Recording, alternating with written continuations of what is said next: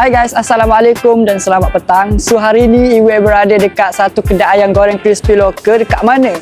Semestinya lah dekat Bandar Baru Pasir Putih. So saya berada dekat Sabah Fried Chicken. Hari ni saya nak review kepada korang satu ayam goreng, iaitu kita nak beli satu set ayam goreng hot paling orang kata hot seller dekat sini. Kita nak try set D. Apa ada dalam menu set D tu? Mari kita tengok dalam.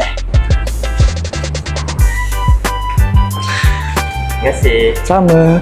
Okay guys, so hari ni saya nak tunjuk menu set D yang saya beli dekat Sabah Fried Chicken. So, seperti korang dapat dalam menu set D ni, kita ada 3 ketua ayam goreng crispy. Kita ada sekali dengan air. Air ni seawak boleh pilih. Seawak nak pilih air soda, seasi, strawberry. Selain daripada tu, kalau seawak nak tambah add-on seria, seawak boleh pilih air Tropicana, lemon tea dan juga coklat. So kita ada juga wedges. Wedges panas-panas fresh. Dan kita ada coleslaw dan juga roti. Jadi ni dalam set D. Dalam set D ni harga dia hanyalah RM20.90. Jadi kat mana korang nak dapatkan ayam goreng yang ala-ala jenama kita boykot tu, korang boleh pergi dekat Sabah Fried Chicken Pasir Putih.